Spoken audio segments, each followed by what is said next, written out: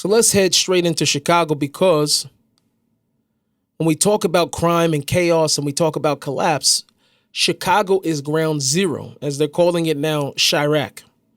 It's a play on Chicago and Iraq. Some of y'all who won't get that till Tuesday. So every weekend, the numbers are the same. There's dozens of people shot, children caught in the crossfires, families torn apart.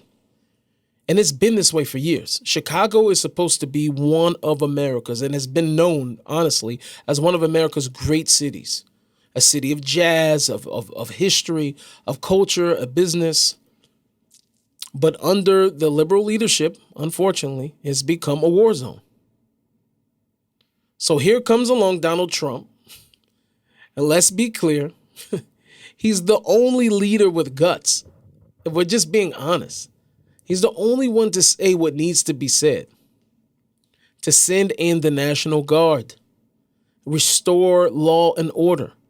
Protect the people. We see what just happened in Washington. These are successful campaigns. It's not success. They will lie to you and pretend to you, like in the media, like there's outrage about this, but it's not true. Look at just what happened on CNN. My first reaction was that this is a good thing. I think that the governor as well as the mayor should be on board with it, just so we can get a bit more of security in Chicago the way that we need. The crime has dropped since 2024. Do you feel like the city feels safer? No, not at all. No, especially with the police being defunded. They thought that the population is going to go with them because that's what they're feeding and shoving this down their face on TV. But people are not stupid.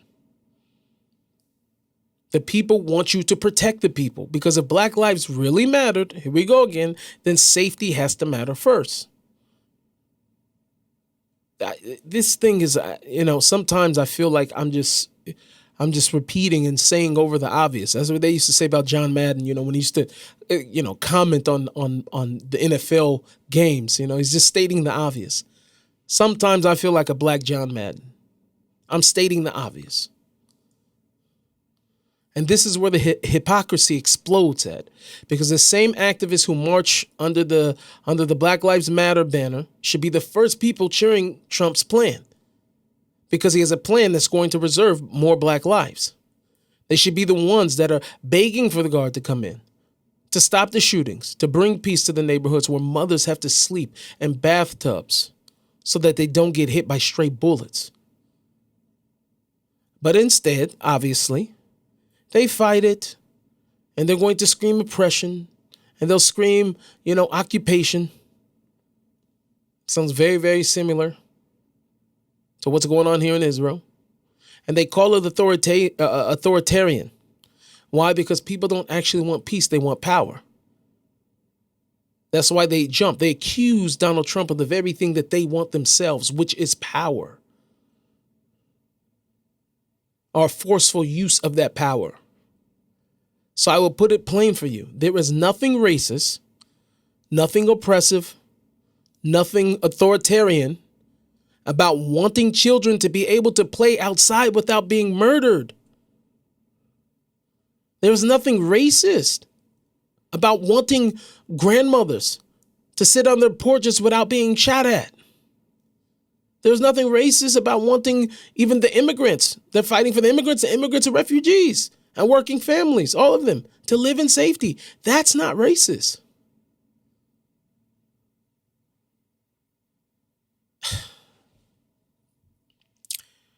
You have all of these, professional elitists, primarily on the left. They have no interest in real righteousness. This is fake, false righteousness. They thrive on chaos and emotion, because once I have you emotionally, I can control you. The moment I can get you to stop thinking about things from a logical standpoint, and the only thing that you have left in your bag is your emotions, then I can easily control you. I know how to, add fuel to the fire. These people, in order for them to be successful, they need the crime because the crime keeps people desperate. Desperation keeps people dependent. And the dependency keeps people voting for the same failed policies and the same politicians over and over again. So here's the difference with a person like a Donald Trump. He's not worried about being politically correct. He's not worried about how the media will spin it. He knows he's out after 4 years. He knows he's out. He's not, maybe you could say he's worried about legacy. He for sure is not worried about coming back into the office, regardless of whatever Steve Bannon and those who are on his bandwagon are talking about. He's not calculating every move to make sure that he just doesn't offend other people, which is the type of leader you need in this type of situation. He sees the problem and he says, fix it. What so many other people could have did when they were in that position, but they did not do it. He, like everybody else, sees the bloodshed that's going on in these streets and he says, stop it. That is leadership. Do you think that the families in Chicago care about the politics of it all? That's my question to all of you. Do you really think, if you were to put yourself in their shoes, that you'd be worried about who the politician, what side they're on? You think that the mother who just buried her 14-year-old son cares whether it's a Democrat or a Republican who gave a policy that keeps bullets from flying through her window? She does not care. She wants peace. She wants to live in safety. She wants her child alive. And this is the plan from Donald Trump that gives that chance to send in the National Guard. So miss me with all of that. Listen, I'm sorry to stop the show for a second. I just want to let you know that today's episode is brought to you by Market Ding. Look, in today's world, if people can't find you online, then you don't exist. That's where Market Ding comes in. They're a digital marketing and SEO company that used to dominate healthcare, but now they dominate just about everything. Whether you're running a business or a brand or even a podcast like mine, Market Ding knows how to get you found fast. So don't just show up online, grow online. So visit marketding.com today and watch your growth online explode. Okay, back to the show. Let's take a step back. The same people who hate the idea of the National Guard in Chicago are the same people who cheered when the Guard was deployed for their causes. I'm going to say that one more time.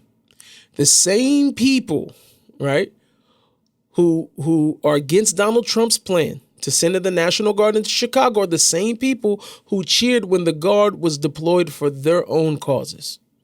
I want to take you back to 2020. Cities burning, looting, riots, billions in damage. Nobody cared at all about any of those things. Then January 6th happens. January 6th, which, overly boisterous, embroidered, making, being made to be something bigger than what it actually was. Trump offers to send in the National Guard, still rejected. Then all of a sudden, what happens. He's criticized for not sending in the National Guard. They screamed at Trump for not sending in the National Guard fast enough.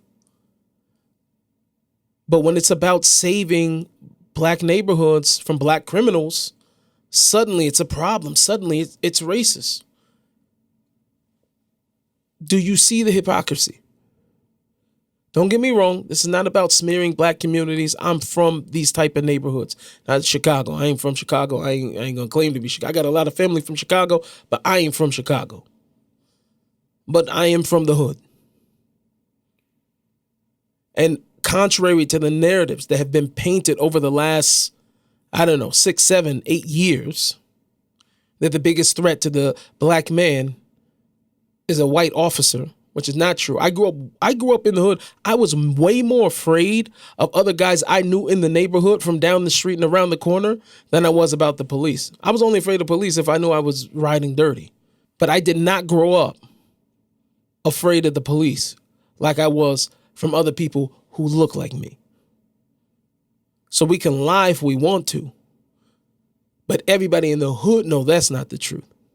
We are living in a world where we have music that glorifies unaliving other black men, a culture that glorifies women. Not only are they dressed in horrendous outfits, selling themselves for nothing, fathers not at home, abuse at an all-time high, drug abuse. I saw in the Uncle Tom 2, shout out to my boy Chado Jackson, who's working on a crazy film right now anyway, but it was so impactful to see neighborhoods, black neighborhoods, that at one point were full of self-owned businesses,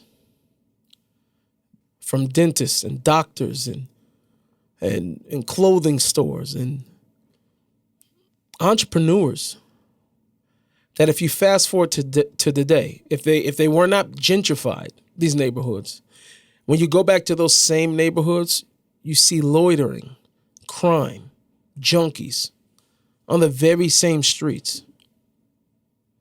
Black culture has been robbed. It has been hijacked. So when I'm speaking about this, I am not speaking about black communities, and I don't need to pander. I'm black. But this is because I come from that, and because of that, I do have love for them. I'm going to tell the truth. Because the truth is that Chicago's black neighborhoods have been abandoned. That is the truth. They're abandoned by liberal politicians who only show up when they want to campaign. Abandoned by BLM activists who use them as props for their own fundraising.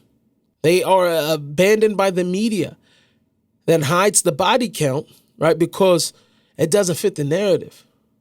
But the very person that they hate, Donald Trump, he's the only one that's not abandoning them. He's the only one that said no more. We're going to bring in law and order. We're going to bring in protection. We're going to bring in peace. That is love and that is justice. It's love for America and it's love for these neighborhoods. And I'm going to flip the question back to the critics. If you really cared about black lives, what's your solution? Because we've been seeing what you've been doing. What is the solution? If you don't want the National Guard and you would like to continue to defund the police, then you have to give us a plan to stop the shootings. Because we've tried decades of liberal policies, welfare dependency, failed schools, revolving door justice systems, and it has not worked. So can you please give us a plan? Silence. Because they don't have one. Because their plan isn't to solve the problems. Their plan is to exploit problems. And here's the beauty of Trump's approach. It's common sense. It's the same approach every good father takes. When chaos breaks out in the house, when children are fighting, when there's danger in the home, you don't sit back and say, well, maybe they'll figure it out. No, you step in. You have to lay down the law. You have to be a father, which is what a lot of these people don't have. You have to restore order. And that's the reason why he's sending in the National Guard. It's the father figure that America needs right now. Because it's not cool to be a man. It's not cool to have a father. It's not cool to be a father to your children. Toxic, sick society. So we need the extra policing. And the reason why this scares the left so much is because if Trump succeeds in Chicago, if he restores peace where Democrats have only produced death, then the whole liberal project collapses. Their lie that conservatives don't care about black lives, that Republicans are racist, that Trump is a dictator, it all gets exposed. Because the truth will be staring everybody in the face. It was Trump who cared enough to save lives. It was Trump who cared enough to restore peace. It was Trump who actually delivered on what he said. And that's why they fight him so hard. And that's why they demonize him, because if people wake up to see the truth, the game is over. Now, I know some people listening are going to say, but Nissim, the military shouldn't police civilians. And I hear that. I'm not for martial law. You know, I know what it's like to be a conspiracy theorist. I still got my questions about martial law and everything else and you know, military, police, and civilian. I understand it. I hear it. Nobody wants a permanent military presence in American cities. Nobody wants it. But this isn't about permanence right now. This is about intervention. We are intervening. And this is about an emergency. This is about saving lives in the short term so that communities can rebuild for the long term. Because without peace, there is no future.